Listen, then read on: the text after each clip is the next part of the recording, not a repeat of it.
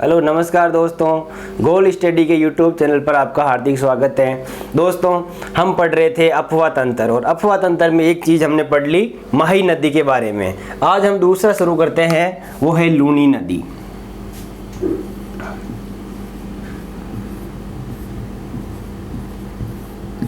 लूनी नदी के बारे में अध्ययन करेंगे दोस्तों। तो लूनी नदी है, सबसे पहले तो इसका प्राचीन नाम क्या था? इसका प्राचीन नाम था लवणवती। क्या नाम था? लवणवती। और इसके अन्य क्या क्या नाम है? एक इसका नाम है अंत्य सलीला।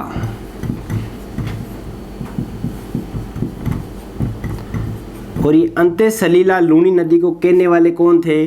तो अंत्य सलीला लूनी को कहा था कालिदास ने। किसने कहा था? कालिदास ने। कालिदास जी ने ये कहा था ये अंत्य सलीला है। तो अंत्य सलीला लूनी नदी को ही बोलते और कहने वाले कौन थे? कालिदास। और इसका उपनाम और क्या नाम हो सकता है? आदि मीठी,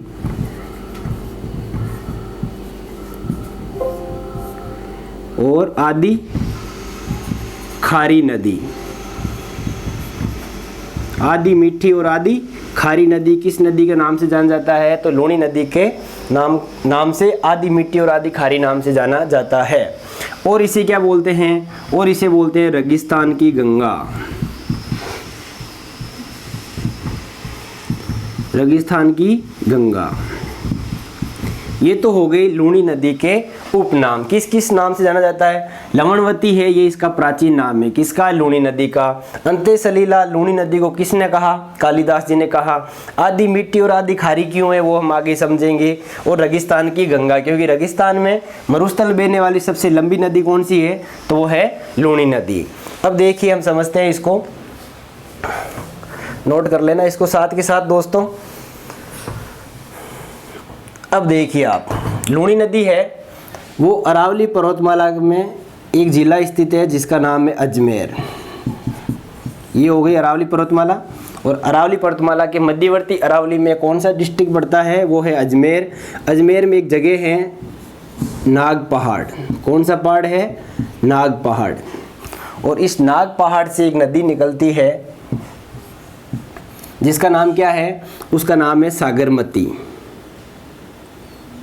इस नदी का नाम क्या है? सागरमती।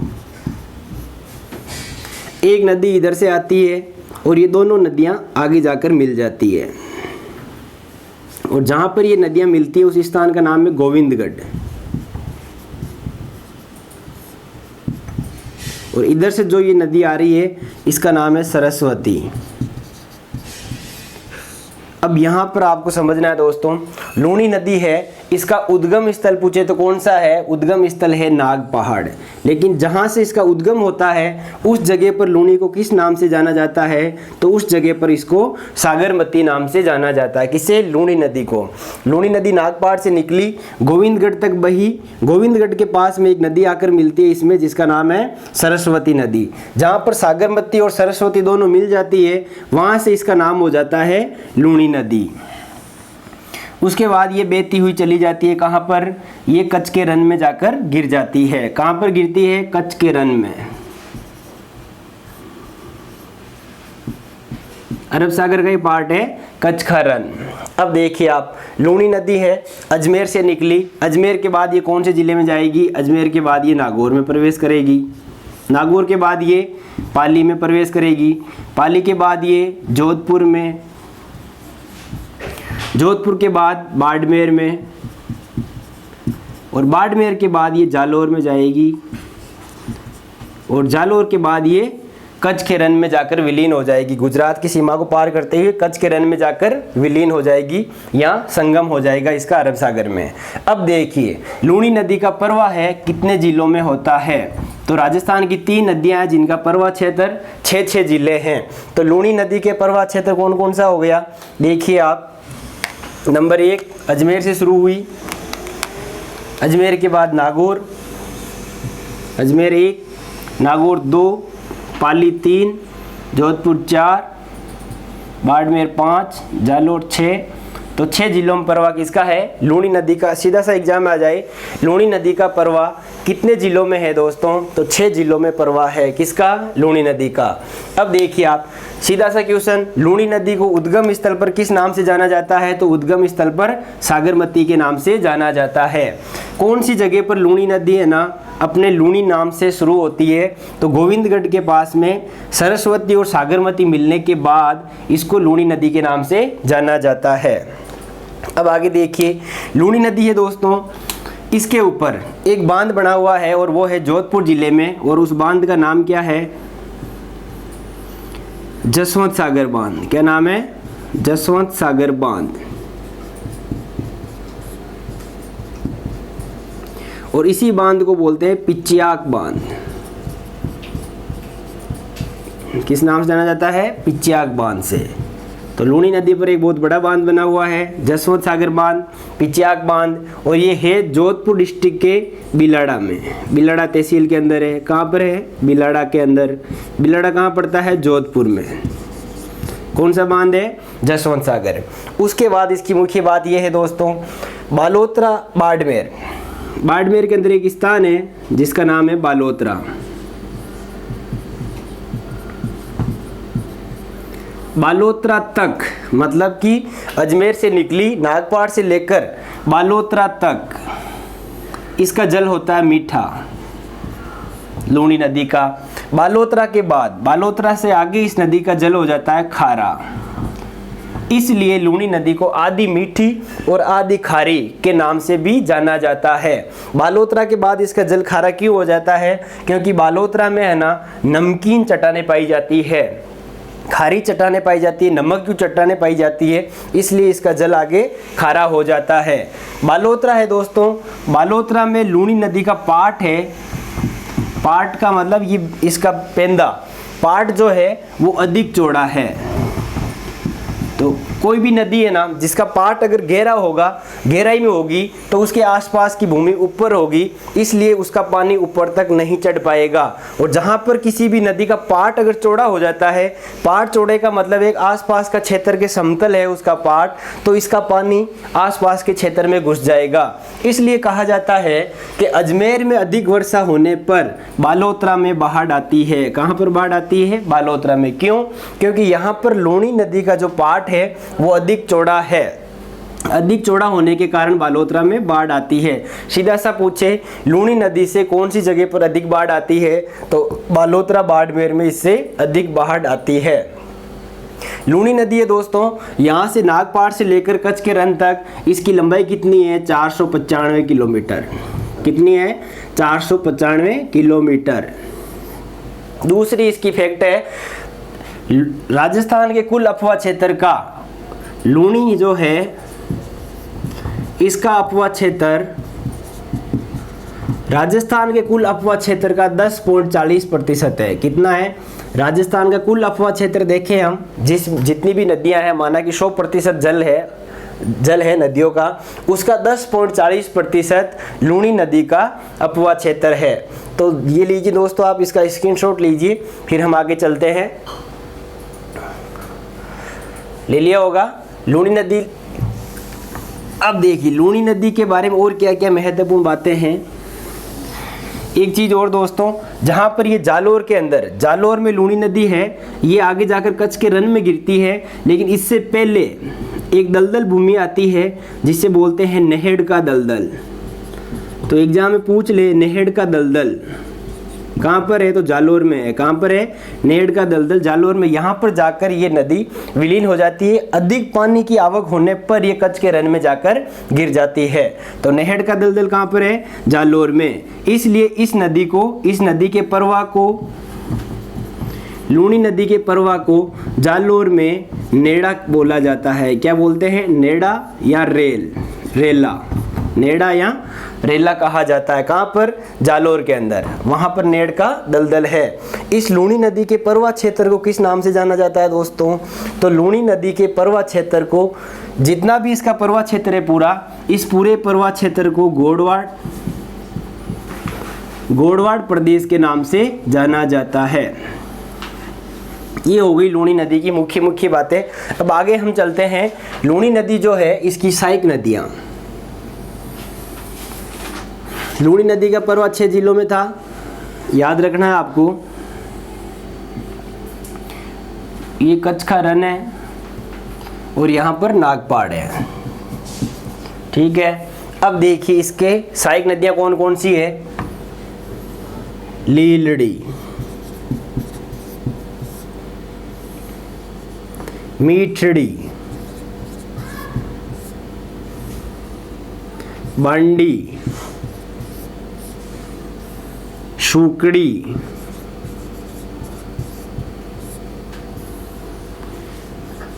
जवाई, और जवाई के अंदर ही आकर गिरती है खारी, और लास्ट में नदी जाती है, ये इतनी लंबी नहीं है, सागी। ये लूनी नदी की सहायक नदियों के नाम हैं दोस्तों। लीलड़ी, मीठड़ी, बांडी, शुकड़ी, जवाई, खारी और सागी। अच्छे नाम है ना, लीलड़ी, मीठड़ी, बांडी, ये सारी की सारी सूख गई बांडी होने के कारण। ठीक है, जवाई जी आए, उनको खारा लगा और उन्होंने सगाई नहीं की। ठीक है, ये हो गई इसका ट्रिक लूनी नदी की सहायक नदियों का। लीलड़ी, मीठड़ी, बांडी, शुकड़ी, जवाई, खारी और सागी। अब देखिए इससे आगे चलते हैं हम। लूनी नदी जो है बांडी है, बांडी की भी एक उपसहायक नदी है जिसका नाम है गुइया। तो गुइया दोस्तों नदी है, ये लूनी नदी की तो उपसहायक नदी है, लेकिन बांडी की सहायक नदी है। कौन सी नदी? गुइया। खारी जो है वो जवाई की सहायक नदी है और लूनी की उपसहायक नदी है। ये हो गई लूनी नदी की सहायक नदियाँ। बांडी नदी है दोस्तों, ये बांडी इसका उद्गम होता है पाली से। कहाँ से उद्गम होता है? पाली से। और पाली में इस नदी के ऊपर एक बांध बना हुआ है और इस बांध का नाम है हेमावास बांध। क्या नाम है? हेमावास बांध। और हेमावास बांध कहाँ पर है दोस्तों? तो पाली में है। कहाँ पर है? पाली में।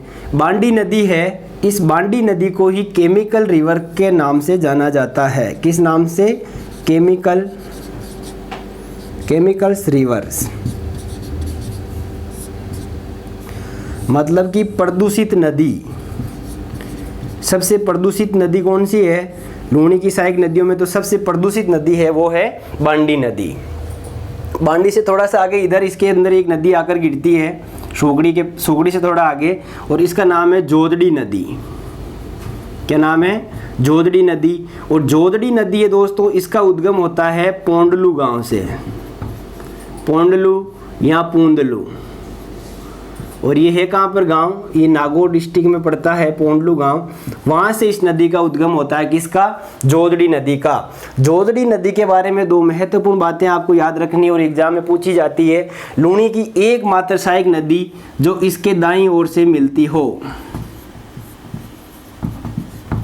देखिए आप, ये लूनी नदी है, ये इसकी सारी की सारी सहायक नदियां हैं, बाईं ओर से मिल रही है लूनी नदी में, लेकिन इसकी एकमात्र सहायक नदी है जोदड़ी, जो इससे दाईं ओर से लूनी नदी के अंदर मिलती है। दूसरी इसकी इंपॉर्टेंट बात यह है, लूनी नदी की एकमात्र सहायक नदी जो अरावली पर्वतमाला से, जिसका उद्गम अरावली पर्वतमाला से नहीं होता है। ठीक है, दो बातें याद रखनी है सीधी सी। ये सारी की सारी जो है नदियाँ, इसकी सहायक नदियाँ लूनी की, ये सारी की सारी अरावली पर्वतमालाओं से निकलकर लूनी नदी के अंदर मिल जाती है। लेकिन जोदड़ी नदी है, इसका उद्गम अरावली पर्वतमाला से नहीं होता है।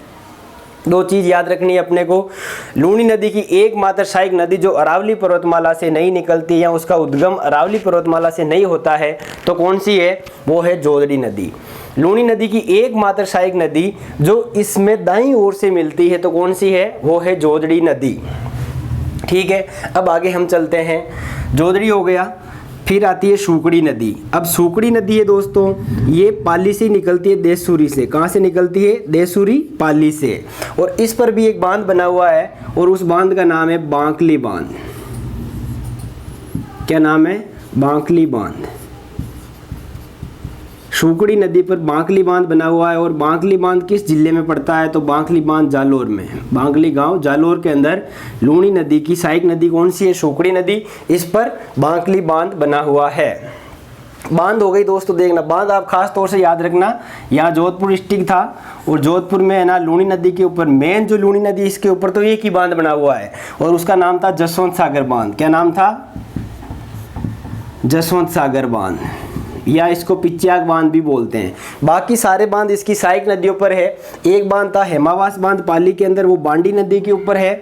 अगला है शुकड़ी नदी के ऊपर, वो है बांकली बांध, बांकली गांव जालोर के अंदर। फिर आती है जवाई नदी, जवाई नदी के ऊपर भी एक बांध बना हुआ है और उस बांध का नाम भी इस नदी के ऊपर है, जवाई बांध। क्या नाम है? जवाई बांध। और जवाई बांध कहाँ पर है दोस्तों? तो जवाई बांध है सुमेरपुर पाली में। कहाँ पर है? सुमेरपुर पाली के अंदर जवाई बांध। कौन सी नदी पर? जवाई नदी पर। ठीक है, जवाई बांध है, इसे मारवाड़ का अमृत सरोवर भी कहा जाता है। क्या कहा जाता है? मारवाड़ का अमृत सरोवर, या फिर इसको मारवाड़ का मान सरोवर। किस बांध को कहा जाता है? जवाई बांध को। जवाई बांध कौन सी नदी पर है? जवाई बांध जवाई नदी पर है और है कहाँ पर? सुमेरपुर पाली के अंदर। कौन सा बांध है? जवाई बांध। इस बांध का उपनाम क्या है? मारवाड़ का अमृत सरोवर या मारवाड़ का मान सरोवर। ठीक है दोस्तों, अब इसका स्क्रीनशॉट लीजिए, जगह थोड़ी सी कम है, फिर आगे देखते हैं हम। हाँ तो दोस्तों स्क्रीनशॉट ले लिया। अब देखिए आप, इसी में थोड़ा और पढ़ाना है, जगह कम पड़ गई थी। अब देखिए हमने कौन कौन सी पढ़ ली? जवाई तक पढ़ ली। ठीक है, और जवाई की सहायक नदी कौन सी थी? खारी। जवाई नदी में हमने बांध पढ़ लिया, बांध का नाम भी क्या था? जवाई बांध। ठीक है, और कहाँ पर था ये? सुमेरपुर पाली। मारवाड़ का अमृत सरोवर या मारवाड़ का मान सरोवर भी कहलाता है। जवाई नदी है दोस्तों, इसका उद्गम होता है गोरिया गांव की पहाड़ियों से। कहाँ से होता है? गोरिया गांव की पहाड़ी। गोरिया गांव की पहाड़ी पाली के अंदर इसका उद्गम होता है जवाई नदी का, और इस पर एक बांध बना हुआ है। खारी नदी है, इसका उद्गम कहाँ से होता है दोस्तों? तो इसका उद्गम होता है शेरगांव की पहाड़ी। खारी नदी का उद्गम कहाँ से होता है? शेरगांव की पहाड़ी। और शेरगांव की पहाड़ी है दोस्तों सिरोही के अंदर। कहाँ पर है? सिरोही के अंदर। उसके आगे एक नदी थी, कौन सी? सागी नदी। और सागी नदी का उद्गम होता है दोस्तों जसवंतपुरा की पहाड़ियों से। कहाँ से होता है? जसवंतपुरा की पहाड़ी। और जसवंतपुरा की पहाड़ी कहाँ पर है दोस्तों? जालोर के अंदर। कहाँ पर है? जालोर में। ये हो गई अपने लूणी नदी की सहायक नदियाँ और इसकी मुख्य मुख्य बातें। एक बार वापस देख लो आप, एग्जाम में क्वेश्चन लूणी नदी से कैसे पूछे जाते हैं, सीधे सीधे क्वेश्चन। मुख्य मुख्य बातें आपको याद रखनी है। जैसे लूणी नदी है, कालिदास ने लूणी नदी को किस नाम से जाना? तो अंत्य सलीला नाम से जाना। किस नाम से जाना? अंत्य सलीला के नाम से। लूणी नदी का परवा क्षेत्र किस नाम से जाना जाता है? तो लूणी नदी का परवा क्षेत्र गोड़वाड़ प्रदेश के नाम से जाना जाता है। लूणी नदी को उद्गम स्थल पर किस नाम से जाना जाता है? तो उद्गम स्थल पर इसे सागरमती के नाम से जाना जाता है। किसे? लूणी नदी को। लूणी नदी का जल किस स्थान के बाद खारा हो जाता है या कहाँ तक मीठा रहता है? तो बालोतरा बाड़मेर तक। कहाँ तक? बालोतरा बाड़मेर पड़ता है, यहाँ तक इस नदी का जल मीठा रहता है, उसके बाद खारा हो जाता है। बालोतरा के अंदर भी बाढ़ आती है क्योंकि यहाँ पर लूणी नदी का पेठा जो है, पेंदा, वो चौड़ा होता है, इस वजह से यहाँ पर ज़्यादा बाढ़ आती है। फिर एक इम्पोर्टेंट चीज़ है नेड़ा या रेला। तो लूणी नदी को ही जालोर में क्या कहते हैं? नेड़ा या रेला। नेहड़ का दलदल कहाँ पर है? जालोर में। ये सारी मुख्य मुख्य चीज़ें लूणी की है। इसके अलावा बांध, आपको बांध याद रखने हैं। लूणी नदी पर कौन कौन से बांध है? तो लूणी नदी पर एक बांध है जसवंत सागर बांध, जिसको पिच्याक बांध भी कहते हैं, बिलाड़ा जोधपुर के अंदर। इसके अलावा जो बांध है वो सारे के सारे इसकी सहायक नदियों पर है। कौन कौन से बांध थे? हेमावास बांध। और हेमावास बांध कौन सी नदी पर था? बांडी नदी पर। तीसरा बांध कौन सा था? वो था बांकली बांध। और बांकली बांध कौन सी नदी पर था? तो शुकड़ी पर। अगला बांध कौन सा था?